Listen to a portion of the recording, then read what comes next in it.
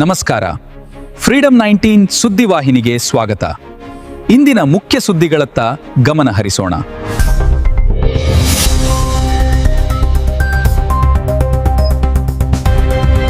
ನಮಸ್ಕಾರ, ನೀವು ನೋಡ್ತಾ ಇದ್ದೀರಾ ಫ್ರೀಡಂ 19 ನ್ಯೂಸ್ ಚಾನೆಲ್. ನಿಖರ ಮತ್ತು ಪರಿಶೀಲಿತ ನಿರಂತರ ಸುದ್ದಿಗಳನ್ನ ಜವಾಬ್ದಾರಿಯುತವಾಗಿ ತಲುಪಿಸುವಂತ ವಿಶ್ವಾಸಾರ್ಹ ಸುದ್ದಿ ವೇದಿಕೆ ಫ್ರೀಡಂ 19 ನ್ಯೂಸ್ ಚಾನೆಲ್ಗೆ ತಮಗೆಲ್ಲರಿಗೂ ಆತ್ಮೀಯವಾದಂತಹ ಸ್ವಾಗತ. ಬನ್ನಿ ಇವತ್ತಿನ ಸುದ್ದಿಗಳನ್ನ ನೋಡೋಣ.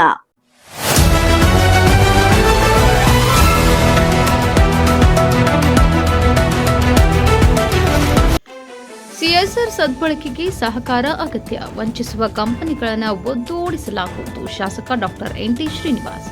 ವಿಜಯನಗರ ಜಿಲ್ಲೆ ಕೂಡ್ಲಿಗಿಯಲ್ಲಿ ಸಿಎಸ್ಆರ್ ಅನುದಾನ ಯಾವುದೇ ಕಾರಣಕ್ಕೂ ಪೋಲಾಗಬಾರದು. ಸಾರ್ವಜನಿಕರ ಮೂಲಭೂತ ಸೌಕರ್ಯಗಳಿಗಾಗಿ ಸದ್ಬಳಕೆಯಾಗಬೇಕು. ರೈತರಿಗೆ, ಸ್ಥಳೀಯರಿಗೆ, ಸಮಾಜಕ್ಕೆ ವಂಚಿಸುವ ಯಾವುದೇ ಕಂಪನಿಗಳ ವಿರುದ್ಧ ನಿರ್ದಾಕ್ಷಿಣ್ಯ ಕಾನೂನು ಕ್ರಮ ಜರುಗಿಸಲಾಗುವುದು ಹಾಗೂ ಕ್ಷೇತ್ರದಿಂದ ಒದ್ದು ಓಡಿಸಲಾಗುವುದೆಂದು ಶಾಸಕರಾದ ಡಾಕ್ಟರ್ ಎನ್.ಟಿ. ಶ್ರೀನಿವಾಸ್ ನುಡಿದರು. ಅವರು ಪಟ್ಟಣದ ಪ್ರವಾಸಿ ಮಂದಿರದಲ್ಲಿ ರೈತರು ನೀಡಿದ ಹಲವು ಅಹವಾಲುಗಳಿರುವ ಹಕ್ಕೊತ್ತಾಯ ಪತ್ರ ಸ್ವೀಕರಿಸಿ ಮಾತನಾಡಿದರು. ಸಂಘಟನೆ ಹೋರಾಟದ ಹೆಸರಿನಲ್ಲಿ ಕಂಪನಿಗಳಿಗೆ ಅನಗತ್ಯ ಕಿರುಕುಳ ನೀಡುವುದು ಸರಿಯಲ್ಲ. ಕ್ಷೇತ್ರದ ಅಭಿವೃದ್ಧಿಗೆ ಕಂಪನಿಗಳು ಅಧಿಕೃತವಾಗಿ ಸ್ಥಾಪಿತವಾಗುವುದು ಒಳ್ಳೆಯ ಬೆಳವಣಿಗೆಯಾಗಿದೆ. ರೈತರು, ಸ್ಥಳೀಯರು ಸಹಕರಿಸಬೇಕಿದೆ. ತಾವು ರೈತರ, ಕಾರ್ಮಿಕರ, ಗ್ರಾಮೀಣ ಜನಸಾಮಾನ್ಯರ ಧ್ವನಿಯಾಗಿದ್ದು ಗ್ರಾಮಗಳ ಸರ್ವತೋಮುಖ ಅಭಿವೃದ್ಧಿಗೆ ಸಿಎಸ್ಆರ್ ಅನುದಾನ ವಿನಿಯೋಗಿಸಬೇಕಿದೆ ಎಂದರು. ಕರ್ನಾಟಕ ರಾಜ್ಯ ರೈತ ಸಂಘದ ಜಿಲ್ಲಾ ಹಾಗೂ ತಾಲೂಕು ಘಟಕದ ಪದಾಧಿಕಾರಿಗಳು ಶಾಸಕ ಡಾಕ್ಟರ್ ಎನ್.ಟಿ. ಶ್ರೀನಿವಾಸ್ ಅವರನ್ನ ಭೇಟಿ ಮಾಡಿ ವಿವಿಧ ಇಲಾಖೆಗಳಲ್ಲಿ ರೈತರಿಗೆ ಆಗುತ್ತಿರುವ ಅನ್ಯಾಯಗಳನ್ನು, ಮಹತ್ವದ ಬೇಡಿಕೆಗಳ ಮನವಿ ಪತ್ರ ಸಲ್ಲಿಸಿದರು. ಶಾಸಕರೊಂದಿಗೆ ರೈತ ಮುಖಂಡರು ಮಾತನಾಡಿ ತಾಲೂಕು ಆಡಳಿತದ ವಿರುದ್ಧ ಆರೋಪದ ಸುರಿಮಳೆಗೈದಿದ್ದಾರೆ. ರೈತರ ವಿವಿಧ ಬೇಡಿಕೆಗಳನ್ನು ಈಡೇರಿಸುವಂತೆ ಹಲವು ಬಾರಿ ತಹಸೀಲ್ದಾರರಿಗೆ ಹಕ್ಕೊತ್ತಾಯ ಪತ್ರ ಸಲ್ಲಿಸಿದ್ದು ಯಾವುದೇ ಪ್ರಯೋಜನವಾಗಿಲ್ಲ ಎಂದು ತಹಸೀಲ್ದಾರರಾದ ವಿ.ಕೆ. ನೇತ್ರಾವತಿ ಅವರ ಎದುರಲ್ಲಿಯೇ ತಾಲೂಕು ಆಡಳಿತದ ನಿರ್ಲಕ್ಷ್ಯ ಧೋರಣೆ ವಿರುದ್ಧ ತೀರಾ ಬೇಸರ ವ್ಯಕ್ತಪಡಿಸಿದರು. ಕೃಷಿ ಇಲಾಖೆ ಹಾಗೂ ತಾಲೂಕು ಆಡಳಿತ ರೈತರಿಗೆ ಸೂಕ್ತ ಸಹಕಾರ ನೀಡುತ್ತಿಲ್ಲ. ಕೃಷಿ ಇಲಾಖಾ ಅಧಿಕಾರಿಗಳು ರೈತರಿಗೆ ಸಿಗುವ ಸೌಲಭ್ಯಗಳು, ಅನುದಾನದ ಮಾಹಿತಿ ನೀಡುತ್ತಿಲ್ಲ ಎಂದು ಕಟುವಾಗಿ ಖಂಡಿಸಿದರು. ಫಾರಂ 50, 53 ಹಾಗೂ 57ರ ಅಡಿಯಲ್ಲಿ ಸಾಗುವಳಿ ಚೀಟಿಗಾಗಿ ಸಲ್ಲಿಸಿರುವ ಹಾಗೂ ಇತರೆ ಸೌಲಭ್ಯಗಳಿಗಾಗಿ ರೈತರು ಸಲ್ಲಿಸಿರುವ 100 ಅರ್ಜಿಗಳಿಗೆ ಇನ್ನೂ ನ್ಯಾಯ ಸಿಕ್ಕಿಲ್ಲ ಎಂದು ಶಾಸಕರಲ್ಲಿ ರೈತ ಮುಖಂಡರು ದೂರಿದರು. ಇಲಾಖೆಗಳಲ್ಲಿ ಮೂಲ 2018ರ ಕಡತಗಳು ಕಳೆದು ಹೋಗಿವೆ ಎಂದು ನೆಪ ಹೇಳಿ ಅಧಿಕಾರಿಗಳು ರೈತರನ್ನ ವರ್ಷಾನುಗಟ್ಟಲೆ ರೈತರನ್ನ ಕಚೇರಿಗೆ ಅಲೆದಾಡಿಸುತ್ತಿದ್ದಾರೆ ಎಂದು ಆರೋಪಿಸಿದರು. ತಾಲೂಕಿನ ಹಲವು ಗ್ರಾಮಗಳಲ್ಲಿ ಸ್ಮಶಾನ ಭೂಮಿ ಮಂಜೂರಾತಿಗೆ ಮನವಿ ಮಾಡಿದ್ದು ಈವರೆಗೆ ಯಾವುದೇ ಕ್ರಮ ಕೈಗೊಂಡಿಲ್ಲ ಎಂದು ಆಕ್ರೋಶ ವ್ಯಕ್ತಪಡಿಸಿದರು. ತಾಲೂಕಿನ ಕೈವಲ್ಯಾಪುರ ಗ್ರಾಮದ ಸ್ಮಶಾನ ಭೂಮಿ ವಿಚಾರ ಅನೇಕ ವರ್ಷಗಳಿಂದಲೂ ನೆನೆಗುದಿಗೆ ಬಿದ್ದಿದೆ ಎಂದು ರೈತರು ತೀವ್ರ ಆಕ್ರೋಶ ವ್ಯಕ್ತಪಡಿಸಿದರು.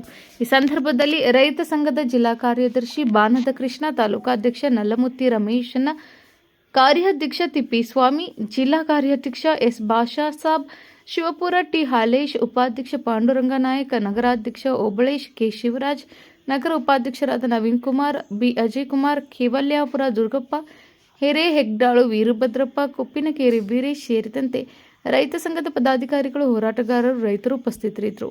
Y Mahadev, freedom 19 news, Kudligi. ನಾವು ಮುಖ್ಯಮಂತ್ರಿಗಳಿಗೆ 60% ಮಳೆ ಕೊರತೆ ಇರೋದ್ರಿಂದ ಬರಪೀಡಿತ ಘೋಷಣೆ ಬೇಕಂತ ಈಗಾಗಲೇ ನಮ್ಮ ಜಿಲ್ಲೆಯಲ್ಲಿ ನಾನೇ ಪ್ರಥಮ ಶಾಸಕರು ಈಗಾಗಲೇ ಮುಖ್ಯಮಂತ್ರಿಗಳಿಗೆ ಮನವಿ ಸಲ್ಲಿಸಿದ್ದಾರೆ. ಆಯ್ತಾ? 50, 53, 57 ನಮ್ಮ ಹಂತದಲ್ಲಿ, ತಹಸೀಲ್ದಾರ್ ಹಂತದಲ್ಲಿ, ಜಿಲ್ಲಾಧಿಕಾರಿ ಹಂತದಲ್ಲಿ, ಶಾಸಕರ ಹಂತದಲ್ಲಿ ಸರ್ಕಾರ ಮಟ್ಟದಲ್ಲಿ ನಿರ್ಧಾರ ಆಗಬೇಕಾಗಿದೆ. ಸೊ ಅದು ಸರ್ಕಾರ ಹಂತದಲ್ಲಿ ನಿರ್ಧಾರ ಆದ್ಮೇಲೆ ನಾನೇ ಮೊದಲನಾಗಿರ್ತೀನಿ ಫಸ್ಟ್ ಕೊಡ್ಸೋದು. ಆಯ್ತಾ? ನನಗೂ ನೋವಿದೆ. ಆಯ್ತಾ? ಎಲ್ಲ ಕೆಲಸಗಳು ಮಾಡ್ತಾ ಇದ್ದೀವಿ ತಾಲೂಕಲ್ಲಿ. ಬಡ ರೈತರಿಗೆ ಅವರಿಗೆ ಒಂದು ರಥ ಕೊಡಕ್ಕೆ ಆಗ್ತಾ ಇಲ್ಲ ಅಂತೇಳಿ, ಬಟ್ ಅದರದ್ದೇ ಆದಂತ ಸ್ವಲ್ಪ ಕಾನೂನು ತೊಡಕುಗಳಿದ್ದಾವೆ ಸರ್ಕಾರಿ ಜಾಗೃತಿಗೆ. ಅದು ಸರ್ಕಾರ ನಿರ್ಧಾರ ತೆಗೆದುಕೊಂಡು ಅದ್ರ ಬಗ್ಗೆ ಕ್ರಮ ಕೈಗೊಳ್ತೇವೆ. ಬೆಳೆ ಪರಿಹಾರ ಮಂಜೂರದ್ದು ಈಗ ಎಲ್ಲದನ್ನು ನಾವೇ ಅಪ್ಡೇಟ್ ಮಾಡಿಸ್ತಾ ಇದೀವಿ. ಪರಿಹಾರದ್ದು ಎಲ್ಲದನ್ನು ಆ್ಯಪಲ್ಲಿ ಅಪ್ಡೇಟ್ ಮಾಡ್ತಾ ಇದ್ದೀವಿ. ಆಯ್ತಾ? ಮತ್ತೆ ಇದು ರೈತರ ಸಾಲ ಮನ್ನಾದ ಬಗ್ಗೆ ಸರ್ಕಾರ ನಿರ್ಧಾರ ತಗೊಳ್ಳೋದಕ್ಕೆ ನಾನು ಬೇಕಿದ್ರೆ ನಿಮ್ಮ ಪತ್ರನ ಮಾನ್ಯ ಮುಖ್ಯಮಂತ್ರಿ ಗಮನಕ್ಕೆ ತರ್ತೇನೆ. ಆಯ್ತಾ? 74 ಯೋಜನೆಯನ್ನು ತ್ವರಿತವಾಗಿ ಜಾರಿಗೆ ತರಬೇಕು. ಮಳೆ ಜಾರಿಗಳಿಗೆ ತುಂಬಿಸಬೇಕು. ಈಗ ಇದನ್ನ ನಾನು ಜಾಸ್ತಿ ಹೇಳಕ್ ಹೋಗೋದಿಲ್ಲ ಆಯ್ತಾ. ಇತಿಹಾಸದಲ್ಲಿ ಕರ್ನಾಟಕದಲ್ಲೇ ಇಲ್ಲ ಭಾರತದಲ್ಲಿ ಇರ್ಬೋದು ಆಯ್ತಾ, ಒಂದು 74 ಕೆರೆ ತುಂಬಿಸಂತ ಸ್ಕೀಮು ಆಯ್ತಾ 2.5 ವರ್ಷ ಅವಧಿಯಲ್ಲಿ ಇತಿಹಾಸದಲ್ಲಿ ಎಲ್ಲೂ ಆಗಿಲ್ಲ ಆಯ್ತಾ. ನೀವು ವಿಧಾನಸೌಧದಲ್ಲಿ ಈ ಫೈಲ್ ಎಲ್ಲೆಲ್ಲಿ ಓಡಾಡಿದೆ, ಯಾವ ಕಂಪ್ಯೂಟರ್ ಇದೆ ಅಂತೇಳಿ, ಯಾರ ಟೇಬಲ್ ಇದೆ ಅಂತೇಳಿ, ಈಗ 100 ಜನ ಟೇಬಲ್ ಹೋಗಿದ್ರೆ 100 ಜನ ಟೇಬಲ್ಗೆ ನಾನೇ ಹೋಗಿ ಬಂದಿದ್ದೆ ಆಯ್ತಾ. 20 ವರ್ಷ 2-3 ದಶಕಗಳಾಗ್ತವೆ ಒಂದು ನೀರಾವರಿ ಯೋಜನೆಗಳು ಮುಗಿಯಕ್ಕೆ. ನೀವೇ ಜಸ್ಟ್ ಗೂಗಲ್ ಮಾಡಿ ಇಲ್ಲ ಚಾಟ್ ಜಿಪಿಟಿಗೆ ಹಾಕಿ ಆಯ್ತಾ, ಕೆರೆ ತುಂಬಿಸುವ ಯೋಜನೆಗಳು ಕರ್ನಾಟಕದಲ್ಲಿ ಎಷ್ಟು ಪೆಂಡಿಂಗ್ ಇದಾವೆ, ಯಾವಾಗ ಸ್ಟಾರ್ಟ್ ಆಗಿದೆ ಅಂತ ಎಲ್ಲ ಮಾಹಿತಿ ಸಿಗುತ್ತೆ ಆಯ್ತಾ. ಬೇಕಿದ್ರೆ ಯಾವ್ದು ಫಾಸ್ಟೆಸ್ಟ್ ಆಗಿದೆ ಅಂತ ಚೆಕ್ ಮಾಡಿ. ಈ 2.5 ವರ್ಷದಲ್ಲಿ ಎಷ್ಟು ಬೇಗ ಅಸಾಧ್ಯವಾದ ಕೆಲಸನ ಸಾಧ್ಯ ಮಾಡಿದ್ವಿ. ಅಲ್ಲಲ್ಲಿ ಕೆಲವು ಕಡೆ ಲೀಕೇಜು ಆಗೋದು ಸ್ವಲ್ಪ ಸಹಜ. 1-2-3 ಕಡೆ ಮೊನ್ನೆ ಆಗಿತ್ತು ಮೇಜರ್ ಲೀಕೇಜು ಅಲ್ಲೇ ಪ್ಲಾಂಟ್ ಅದನ್ನೇ ಆಗಿತ್ತು. ಅದನ್ನು ರೆಡಿ ಮಾಡಿದ್ದಾರೆ. ಮಂಗಾಪುರ ಹತ್ರ ಅಲ್ಲಿ 1-2-3 ಕಡೆ ಆಗಿತ್ತು, ಅದೆಲ್ಲ ರೆಡಿ ಆಗಿದೆ. ಸೊ ಈಗ ಮಳೆ ಗುರುವಾರದಲ್ಲಿ ಮತ್ತೆ ಮುಂಗಾರು ಶುರುವಾಗುತ್ತೆ ಅಂತ ಹೇಳಿದ್ದಾರೆ. ಬಂದು ಕೂಡಲೇ ಈಗಾಗಲೇ ಪ್ರಾಯೋಗಿಕ ಅಲ್ಲ ಎಲ್ಲ ರೆಡಿಯಾಗಿ ಇಲ್ಲಿಗಾಗಲೇ ನಮ್ಮ ಬಿಡಿಗುಡ್ಡ ತಾಲೂಕಟ್ಟೆ ಕೆರೆಗೆ ನೀರು ಬಂದಿದೆ. ಸೊ ಇನ್ನೊಂದು ಸ್ವಲ್ಪ ನಿರಂತರವಾಗಿ 2 ಆನ್ ಮಾಡಷ್ಟು ಇನ್ನೊಂದು ಸ್ವಲ್ಪ ಜೋರಾಗಿ ಬಂದ್ರೆ 4 ಮೋಟ್ರು ಮ್ಯಾಕ್ಸಿಮಮ್ ಅತಿ ಶೀಘ್ರವಾಗಿ ಸೊ ಮಳೆ ಬಂದಾಗ ಅದನ್ನ ಯಾಕೆಂದ್ರೆ ಅದು ಯಾವ್ದು ಸಹಕಾರ ಸಿಗ್ತಾ ಇಲ್ಲ, ಯಾವ್ದು ಬಾಯ್ ಏನಕ್ಕೂ ಗೊತ್ತಿಲ್ಲ, ಎಲ್ಲ ಅಂಧತ್ವನ ತಲೆ ತುಂಬ ಓಡಾಡ್ತಾ ಇದೆ.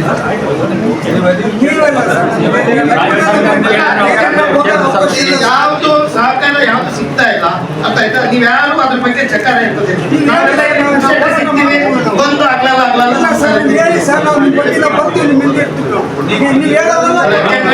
ತುಂಬಾ ಎಲ್ಲಾ ವಿಷಯದಲ್ಲೂ ರಾಜ್ಯ ಸರ್ಕಾರಕ್ಕೆ ತುಂಬಾ ಅನ್ಯಾಯ ಆಗ್ತಾ ಇದೆ ಆಯ್ತಾ. ಇದೆಲ್ಲ ನೀವು ಮುಂದೆ ನಾವು ಯಾಕಂದ್ರೆ ಕನೆಕ್ಟಿಂಗ್ ಹೇಳ್ತಾ ಇದೀರಿ ಬೇರೆ ಬೇರೆ ವಿಷಯಗಳು ಎಲ್ಲ ಕಡೆ ಭದ್ರಾ ಮೇಲ್ದಂಡೆ ಯೋಜನೆ ಆಗಿರ್ಬೋದು.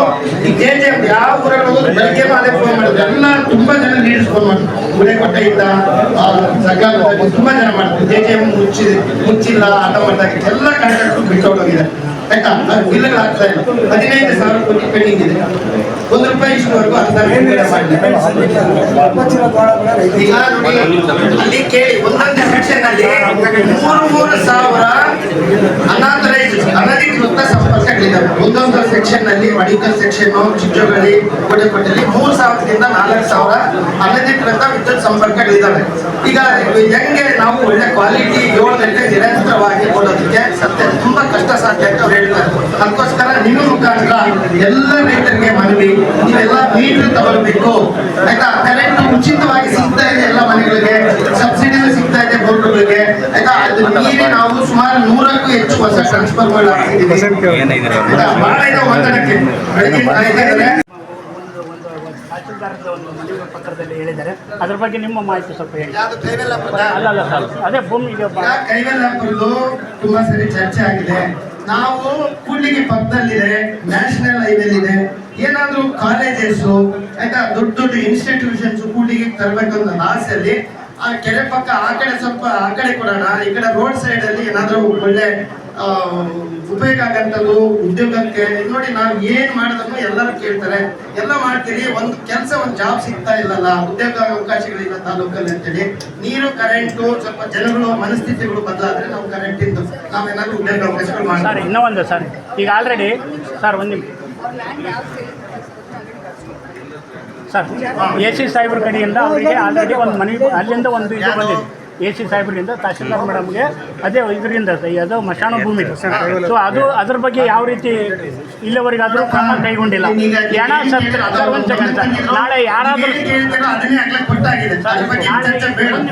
ನಾಳೆ ಏನಾದರೂ ದಿನ ರೋಜು ಒಬ್ರು ಯಾರೋ ಒಬ್ಬ ವ್ಯಕ್ತಿ ಸತ್ತಂದ್ರೆ ಉಣ್ಣಕ್ಕೆ ಜಾಗ ಇಲ್ಲ ಅಂದಾಗ ಪ್ರತಿ ಸಲ ಬರೀ ಇದೇ ಈ ಮಾತನ್ನು ಹೇಳ್ತಾ ಇದ್ದಾರೆ ಅಂದಾಗ ಅದು ಯಾವಾಗ ಮುಂದುವರಾಗತ್ತೆ? ಅದು ಯಾವಾಗ ಕೊಡಬೇಕು?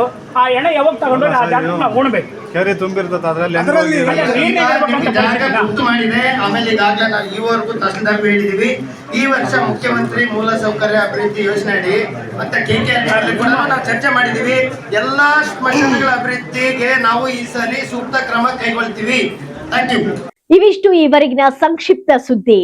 ನೋಡ್ತಾ ಇರಿ ಫ್ರೀಡಂ 19 ನ್ಯೂಸ್ ಚಾನೆಲ್. ಧನ್ಯವಾದಗಳು.